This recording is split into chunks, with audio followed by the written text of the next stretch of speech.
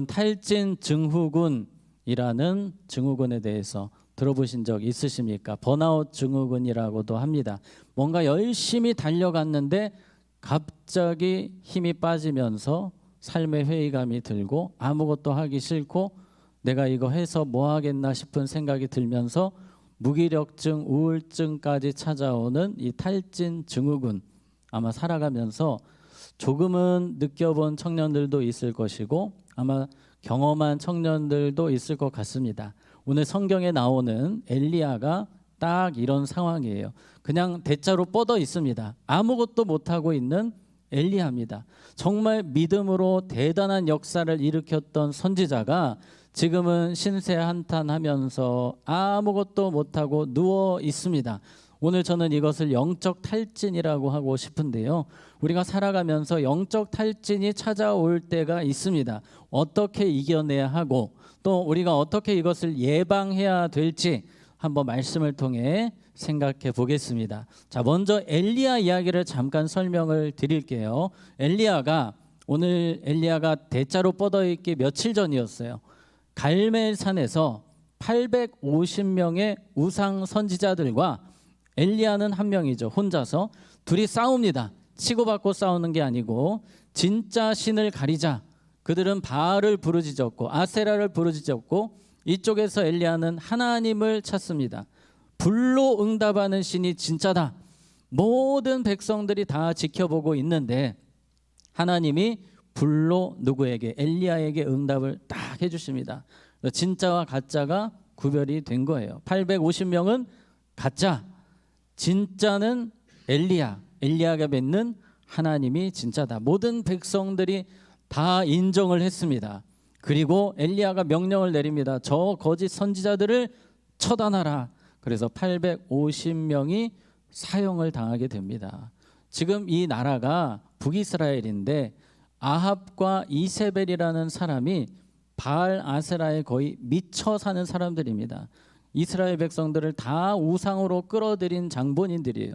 엘리야는 기대가 되는 겁니다. 이제 드디어 이 나라가 변하겠구나.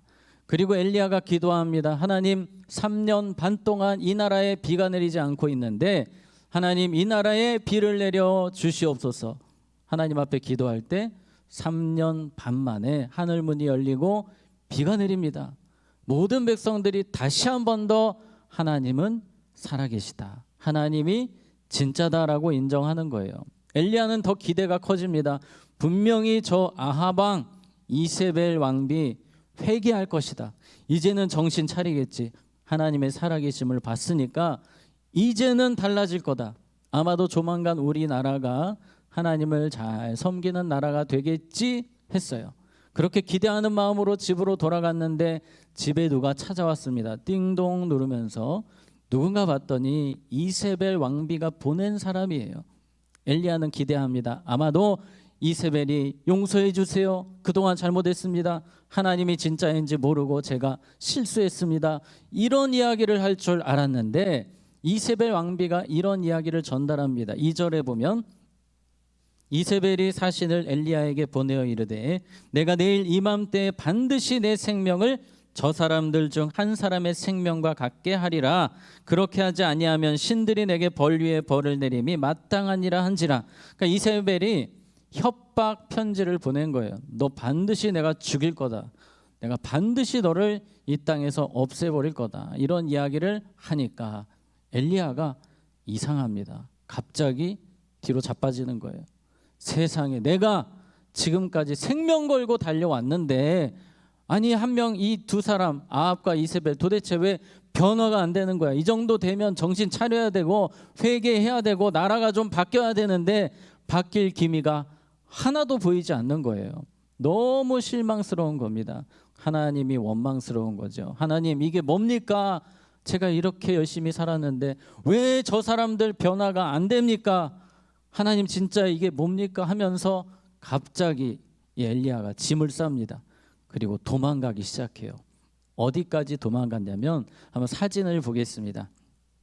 엘리야가 있는 곳은 북이스라엘이에요. 북이스라엘에서도 더 북쪽 이스라엘 쪽에 있었는데 이 엘리야가 원래 이런 사람 아니거든요. 담대한 사람인데 무서워가지고 도망가는데 최남단까지, 남유다, 지금 북이스라엘에서 남유다까지 도망을 가는 겁니다. 살기 위해서. 참 안타까운 장면이죠. 도대체 왜 엘리야가 이런 사람이 되었을까? 지금 두 가지 이유가 있습니다. 이세벨을 피해서 살기 위해서 도망했고, 선지자직 이거 내려놓겠습니다. 하나님, 저 이런 식으로는 사역하고 싶지 않습니다. 영적 탈진이 와서 더 이상 아무것도 하기 싫은 거예요. 그래서 무작정 도망가는 겁니다. 여러분, 지금 뭔가 문제가 있지 않습니까? 오늘 엘리야의 문제가 무엇인가를 우리가 한번 살펴보면 2절을 우리 다시 한번 더 볼게요. 2절에 보면 이세벨이 이런 표현을 합니다. 이세벨이 사신을 엘리야에게 보내어 이르되 내가 내일 이맘때까지 반드시 내 무엇을, 생명을 저 사람들 중 한 사람의 무엇과, 생명과 같게 하리라. 지금 이세벨이 너의 생명을 내가 반드시 없애버리겠다라고 하는데, 예전에 엘리야는 이렇지 않았어요. 예전에는 아무리 협박해도 네가 생명 얘기할 자격이 있냐? 하나님이 생명의 주관자이신데 웃기는 소리 하지 마라. 그랬던 사람이 엘리야였어요. 그런데 지금은 믿음의 끈을 놓아버린 거예요. 믿음이 사라지니까 이세벨이 그렇게 무서운 거예요. 이세벨은 사실 엘리야를 죽일 수 있는 사람이 아닙니다. 하나님께 그 권세가 있음에도 믿음의 눈이 사라지니까 이세벨이 너무 무서운 거예요. 그래서 3절에 우리 보면은 이런 표현이 있습니다. 3절 말씀, 그가 이 형편을 보고 일어나 자기의 무엇을 위해, 생명을 위해. 하나님 이야기는 없어요. 그냥 살기 위해서. 하나님께 생명이 있는데 믿음의 눈을 떠서 보면 하나님이 내 생명을 붙들고 계신 게 보여야 되는데 그게 안 보이고 이세벨 왕비만 보이고 내 처량한 신세만 보이니까 지금 엘리야가 최악의 상태가 된 것입니다. 한번 따라해 보겠습니다. 그럼에도 불구하고 믿음으로 반응해야 합니다. 아멘. 우리가 살아가다 보면 때로 너무나도 당황스러운 일들이 다가올 때가 있습니다. 갑작스럽게 어려움이 훅 들어올 때가 있어요. 바로 그때야말로 믿음으로 생각하고 믿음으로 말해야 하는 때예요. 그런데 사탄은 이 상황에서 믿음의 언어를 못 쓰게 합니다. 어떻게든지 우리가 믿음으로 반응하지 않기를 간절히 원하는 존재가 사탄이에요. 여러분, 어떤 상황에서도 엘리야처럼 되지 않고 믿음으로 반응하는 우리 사부 예배자들 되었으면 좋겠습니다. 하나님, 그래도 제가 한번 기도해 보겠습니다. 믿음으로 긍정적으로 생각하겠습니다. 하나님이 내 선한 목자 되시니 이 상황에서도 주님이 길을 열어주실 줄로 믿습니다.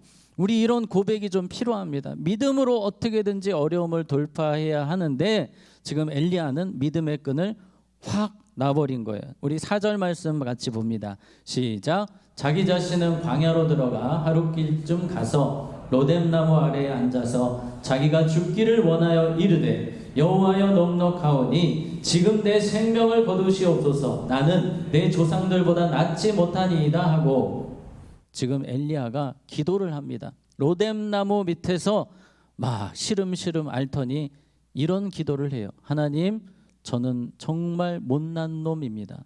차라리 저를 죽여주세요. 이게 무슨 기도입니까, 여러분? 엘리야가 지금 바닥까지 내려가는데 우울증이 심각하게 온 거예요. 제가 예전에 우울증 청년을 만난 적이 있습니다. 우울증이 아주 심각한 청년이었는데요. 그 청년의 입에서는 온통 죽음에 대한 이야기. 목사님, 저 항상 죽고 싶은 생각이 듭니다. 목사님, 저는 왜 태어난지 모르겠습니다. 부모님이 왜 저를 낳으셨는지 모르겠습니다. 이런 이야기만 하는 거예요. 지금 엘리야가 딱 그런 상황입니다. 내가 죽어야 되고 나는 쓸모없는 존재고 계속 그런 말을 되뇌이고 있는 겁니다. 그런데 로뎀나무 밑에 있다고 했잖아요. 자, 로뎀나무 사진을 한번 보시면 여러분, 광야에서, 그 뜨거운 광야에서 로뎀나무 밑에 들어가면 살 수 있겠습니까? 살 수가 없어요. 일단 로뎀나무는 쌀이나무과예요.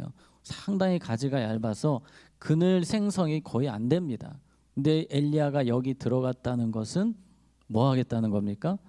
죽겠다는 거예요. 지금 마음이 너무 어려워서 죽음까지 계속 생각하고 있는 엘리야의 모습을 우리가 보고 있습니다. 엘리야는 그럼에도 불구하고 다시 믿음을 붙들어야 했어요. 근데 믿음 그쪽은 생각 안 해요. 하나님에 대해서 하나님이 앞으로 어떤 일을 이루실지 기대하거나 믿거나 이게 아예 없어요. 그냥 온통 부정적인 생각. 여러분, 부정적인 생각이 들 때야말로 믿음의 언어를, 믿음의 생각을 해야 될 때임을 꼭 기억하셨으면 좋겠습니다. 자, 어쨌든 엘리야는 그렇게 일어나지 못합니다. 믿음으로 반응하지 못했기 때문이에요. 성경에 보면 마리아 마르다 이야기가 나오는데, 이 마리아 마르다 나사로는 남매입니다. 부모님을 일찍 여의고 이 남매가 함께 오손도손 잘 살았는데, 문제는 오빠 나사로가 죽게 되면서 이 가정이 흔들리게 됩니다. 마리아 마르다 믿음 좋은 자매들이었는데 오빠가 죽고 나니까 충격이 너무 커서 믿음이 다 사라지는 거예요. 예수님이 이 가정에 오셨습니다. 죽은 나사로를 살려주시기 위해서 오셨는데 이 마리아 마르다가 자꾸 이상한 얘기만 해요. 예수님 안 오셔서 죽었습니다. 후회하고 탄식하고 원망하는 이야기만 계속 늘어놓는 거예요. 예수님 지금 살려주시려고 왔는데요. 그래서 예수님이 이 두 사람에게 중요한 말씀을 하십니다. 요한복음 11장 40절 같이 읽습니다. 시작. 예수께서 이르시되 내 말이 내가 믿으면 하나님의 영광을 보리라. 아멘. 우리가 뭐 할 때요? 믿을 때 하나님의 영광을 보리라. 때로 우리 청년들의 삶 속에 간절히 기도했던 제목들이 있으실 거예요. 어떤 취직을 위해서, 진학을 위해서, 또 결혼을 위해서 여러 가지 기도 제목들을 가지고 간절히 기도했는데 그 결과가 너무 안 좋을 때가 있어요. 그때 여러분 어떻게 하셔야 됩니까? 하나님 이게 뭡니까? 하나님 제가 열심히 했는데 이 결과가 도대체 뭡니까? 물론 그런 마음이 들 수가 있겠지만, 그러나 우리는 다시 믿음의 언어로 나아가야 됩니다. 하나님께서 선하게 인도하실 것을 기대합니다. 그럼에도 불구하고 우리는 믿음으로 반응해야 합니다. 자, 계속해서 엘리야의 모습을 봅니다. 5절에 보니까 로뎀나무 아래 누워 자더니 천사가 그를 어루만지며 그에게 이르되 일어나서 먹으라. 엘리야가 죽어갑니다. 땡볕에서 죽어가는데 아사하게 생겼어요. 먹지도 못합니다. 식욕이 다 떨어졌어요. 계속 먹지 못하고 죽어가니 하나님께서 긍휼을 베푸십니다. 천사를 보내주셔서 엘리야가 먹게 해 주시는 거예요. 여러분, 하나님은 우리의 삶에 때로는 천사를 보내주셔서 우리를 다시 일으켜 주시는 분이십니다. 한번 따라해 볼까요? 그럼에도 불구하고 주님이 일으켜 주심을 기억해야 합니다. 아멘. 어떤 분들은 그렇게 이야기하실지 모르겠어요. 하나님, 저는 천사를 왜 안 보내주세요? 엘리야는 천사 보내주시고 왜 저는 힘들 때 천사가 없습니까? 하시는 분들이 계실 수 있지만, 여러분이 나중에 시간이 지나시고 한번 시간이 지나고 되돌이켜 보시면, 아, 하나님이 그때 우리 어머니를 통해서, 친구들을 통해서, 누구를 통해서 나를 일으켜 주셨구나, 바로 그분이 천사였구나 하고 깨닫게 되는 날이 반드시 오게 됩니다. 하나님은 절대로 우리를 그냥 내버려 두시는 분이 아니세요. 어떻게든지 일으켜 주시고 손잡아 주시고 마음을 붙들어 주시는 분이다라는 사실을 여러분 꼭 잊지 마시기 바랍니다. 하나님의 마음속에는 항상 여러분이 있습니다. 자, 6절에 보시면 본즉 머리맡에 숯불에 구운 떡과 한 병 물이 있더라. 지금 죽어갑니다. 먹지 못해서 하나님이 직접 먹을 것을 준비해 주시는 거예요. 그랬더니 엘리야가 먹기는 먹었으나 바로 또 뻗어버려요. 얼마나 마음이 힘든지 먹고 또 쓰러져 있습니다. 이 정도 되면 하나님 입장에서도 야, 나도 할 만큼 했다, 너는 안 되겠다, 그래 그렇게 살아라 하실 수도 있지만, 하나님은 그렇게 안 하시고 일어날 때까지, 언제까지요? 일어날 때까지 붙들어 주시는 거예요. 자, 오늘 7절 말씀 보시면 여호와의 천사가 또다시 와서 어루만지며 이르되 뭐하라? 일어나 먹으라. 내가 갈 길을 다 가지 못할까 하노라 하는지라. 너 이러면 갈 길 못 간다. 빨리 일어나라. 중요한 표현이 나옵니다. 갈 길을 가야 된다는 거예요. 엘리야는 지금 여기가 끝입니다. 이제 저는 아무것도 못합니다. 저는 이제 죽습니다. 이러고 있는데 하나님은 너는 갈 길이 있다라고 말씀하세요. 우리는 때로 부정적인 미래를 생각할 때가 많습니다. 그러나 하나님은 우리를 향해 새로운 미래를 준비하시는 분이세요. 그래서 오늘 하나님은 갈 길을 가야 된다. 너 이렇게 있으면 안 된다. 따라해 봅시다. 그럼에도 불구하고 갈 길을 가야 합니다. 아멘. 여러분 힘들 때 그냥 주저앉아 있지 마시고 한 가지만 더 생각했으면 좋겠어요. 맞아, 나는 사명의 자리가 있어. 나는 하나님이 이끌어 가시는 그 길을 가야 돼 라고 생각할 수 있기를 바랍니다. 송명희 시인이라는 분이 계세요. 이분은 태어날 때 의료사고로 뇌성마비 환자가 되셨습니다. 그래서 자라가시면서 휠체어를 타시고 아무것도 할 수 없는 자신의 모습을 보면서 사춘기 시절에 죽으려고 몇 번이나 시도를 하셨다고 합니다. 그런데 예수님을 만나고 인생이 바뀌셨어요. 나라는 찬양 여러분 아십니까? 나 가진 재물 없으나, 나 남이 가진 지식 없으나, 나 남이 가진 것 있으니. 이분이 쓰신 시입니다. 이런 시를 쓰시면서 내가 뭔가 주님을 위해서 하고 싶다라고 결단을 하셨어요. 비록 휠체어에 앉아 있고 말도 잘 못하지만 그래도 내가 하나님의 사명을 감당하고 싶다라는 마음이 생기셨어요. 그래서 그때 주찬양 선교단이라는 선교단과 연결이 되어서 같이 전국을 다니시면서 전도 집회를 하셨습니다. 무려 1600회, 엄청나시죠? 휠체어를 타고 다니시면서 전도 집회에 참여하셨는데 이분이 하시는 일은 그냥 무대에서 휠체어에 앉아 계신 것뿐이었습니다. 근데 이것도 너무 힘든 거예요. 1600번 지칩니다. 영적 탈진이 오셨어요.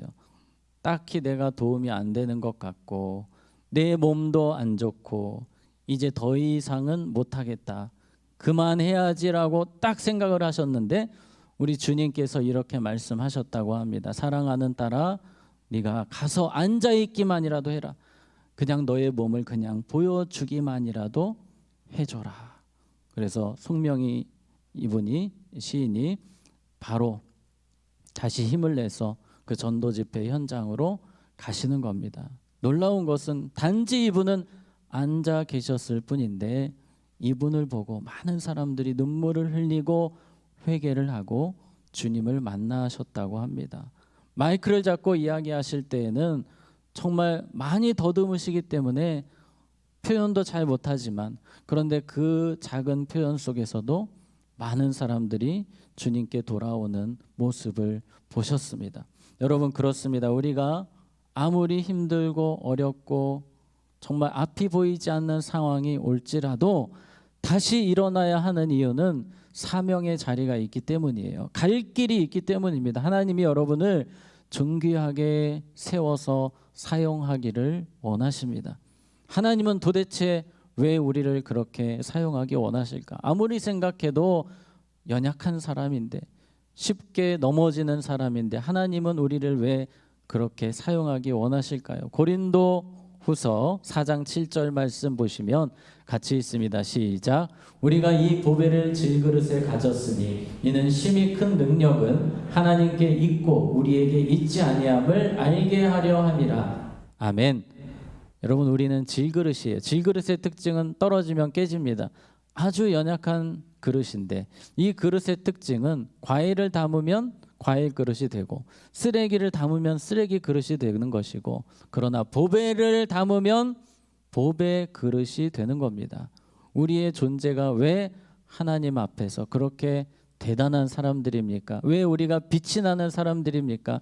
질그릇같이 연약한 인생임에도 예수님을 담고 있는 사람들이기 때문에 하나님은 우리를 그 누구보다 존귀하게 바라보십니다. 우리는 그냥 가만히 있어도 빛이 나는 사람들이에요. 예수님의 빛이 나는 사람들이라는 사실을 기억하시고 어떤 상황에서도 사명의 자리, 갈 길, 주님이 나를 쓰시고자 하는 곳에 빠르게 일어나서 달려갈 수 있는 우리 모두가 되기를 축복합니다. 아멘. 자, 드디어 엘리야가 일어났어요. 8절에 이에 일어나 먹고 마시고 그 음식물의 힘을 의지하여 40주 40야를 가서 하나님의 산 호렙에 이르니라. 드디어 힘이 났습니다. 하나님이 명하신 그곳 갈 길을 갔어요. 그곳에 가서 하나님께서 이렇게 말씀하십니다. 11절에 여호와께서 이르시되 너는 나가서 여호와 앞에 산에 서라 하시더니 하나님이 엘리야를 1대1로 만나기 원하셨습니다. 엘리야는 궁금한 거예요. 하나님이 어떻게 나를 만나 주실까? 어떤 강한 불과 구름과 지진으로 하나님이 나를 찾아오실까 했는데 아닙니다. 12절에 보면 또 지진 후에 불이 있으나 불 가운데 여호와께서 계시지 아니하시더니 불 후에 무슨 소리가? 세미한 소리가 있는지라. 하나님이 엘리야를 만나시는 장면을 보면 하나님은 세미한 음성으로 찾아오셨습니다. 우리의 모든 삶에도 하나님은 세미한 음성으로 우리에게 다가오시는 분이세요. 하나님이 엘리야에게 말씀을 하십니다. 그런데 엘리야는 뭔가 풀리지 않는 답답함이 있어요. 그래서 하나님께 이렇게 하소연합니다. 14절 보시면 그가 대답하되 내가 만군의 하나님 여호와께 열심히 유별하오니 이는 이스라엘 자손이 주의 언약을 버리고 주의 제단을 헐며 칼로 주의 선지자들을 죽였음이오며 오직 누구만? 나만 남았거늘 그들이 내 생명을 찾아 빼앗으려 하나이다. 하나님 이게 뭡니까? 저 아무리 생각해도 너무 화가 납니다. 내가 열심히 주님을 위해 살았고 최선 다해 달려갔는데 이제 나 혼자 남았습니다. 나밖에 없습니다. 하나님 근데 나도 죽이려고 합니다. 이런 이야기를 털어놓는 거예요. 그랬더니 주님이 세미한 음성을 통해 이 부분에 대해서 이렇게 설명을 하십니다. 18절에 그러나 내가 이스라엘 가운데 몇 명을 7,000명을 남기리니 다 바알에게 무릎을 꿇지 아니하고 다 바알에게 입맞추지 아니한 자니라. 엘리야가 착각하고 있었어요. 잘못된 생각이었습니다. 나 혼자만 맨날 나 혼자.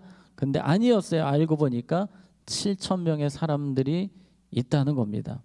하나님께서 엘리야에게 이런저런 이야기를 들려주십니다. 엘리야가 그동안 답답했던 것들, 풀리지 않는 의문들을 하나님이 하나하나 세미한 음성을 통해, 무엇을 통해?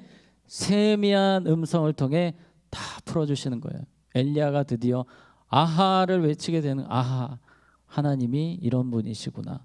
하나님의 계획은 무궁하시구나. 하나님의 계획은 영원하시구나. 엘리야가 자신을 볼 때에는 그냥 단지 이 땅에서 일어나는 일만, 그런 일만 보고 있었다면 하나님은 영원을 바라보시는 분이셨어요. 여러분, 하나님의 시간표는 우리랑 조금 다릅니다. 우리는 이 땅의 시간표를 갖고 살지만 하나님은 영원의 시간표를 가지고 계세요. 그래서 우리랑은 시야가 다르신 분이십니다. 그런데 우리가 때로 답답하고 풀리지 않는 문제들에 대해서 하나님은 세미한 음성을 통해 우리의 문제들, 답답함들을 해결해 주십니다. 드디어 엘리야가 속이 시원해지고 있습니다. 세미한 음성을 들을 때 하나님께서 엘리야를 다시 살리시는 겁니다. 자, 우리 시편 107편 20절 이번 주 말씀인데요. 우리 이 말씀을 같이 한 목소리로 읽겠습니다. 시작. 그가 그의 말씀을 보내어 그들을 고치시고 위험한 지경에서 건지시는도다. 아멘. 무엇을 보내요? 말씀을 보내요. 여러분의 위험한 지경에서 건지시고 일으켜 주신다는 거예요. 그러니 우리는 될 수 있는 대로 최선을 다해서 세미한 음성 앞에 서야 됩니다. 여러분, 9월이 시작되었어요.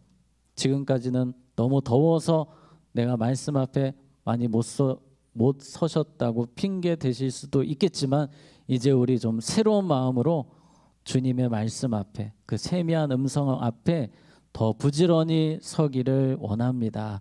자, 한 가지 이야기로 말씀을 마칠게요. 새롭게 하소서라는 프로에 김현주 집사님이라는 분이 간증을 하셨습니다. 이분은 22살 때부터 우울증, 무기력증, 불면증이 있으셨는데 하루도 편하게 자본 적이 없으시다고 합니다. 항상 약을 달고 사시고 술을 달고 사시고 그냥 그렇게 하루하루가 힘들어요.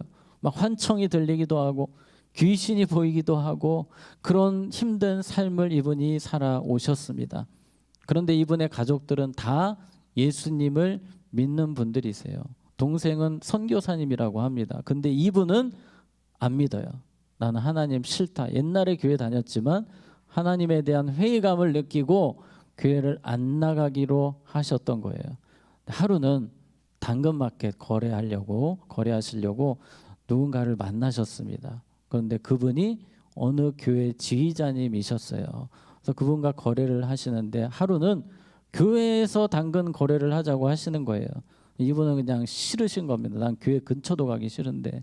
근데 그분의 물건이 너무 좋아서 안 갈 수가 없는 거예요. 그래가지고 교회 가서 결국 거래를 하게 되었고 자연스럽게 예배도 참여하게 되셨습니다. 어떻게 예배 자리에 앉았어요? 말씀을 듣게 되었습니다. 근데 듣기가 싫어요. 뭔가 목사님이 좋은 말씀 하시는 것 같은데 듣기가 싫어서 핸드폰 켜놓고 막 이것저것 보고 최대한 안 들으려고 하셨는데 자꾸 뭐가 들리는 거예요. 예수님 이야기가 들리고 예수님이 모퉁이 돌이 되셨다는 말씀이 들리는데 그 세미한 음성이 자꾸 와서 막 마음에 꽂히는 거예요. 거부하려고 해도 하나님의 말씀이 너무나 강력해서 그 자리에서 말씀 앞에 깨어지고 회개하고 하나님 제가 다시 주님을 섬기겠습니다. 그 뒤로부터 교회를 열심히 나오셨고 우울증, 불면증, 무기력증 다 사라지셨다고 합니다. 놀랍지 않습니까, 여러분? 우리의 삶에 지금 가장 필요한 것은 따라해 봅시다. 세미한 음성입니다.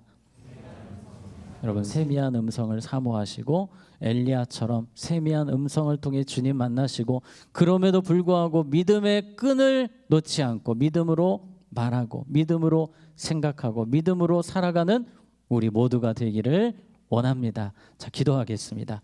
하나님, 우리는 질그릇과 같이 연약한 존재들입니다. 엘리야처럼 쉽게 넘어지는 존재들입니다. 그러나 세미한 음성을 날마다 들으며 믿음으로 반응하며 그 어떤 어려움도 이겨낼 수 있도록 뛰어넘을 수 있도록 우리의 믿음을 붙들어 주시옵소서. 예수님 이름으로 기도하옵나이다. 아멘. 이 시간 우리 결단하며 찬양하겠습니다.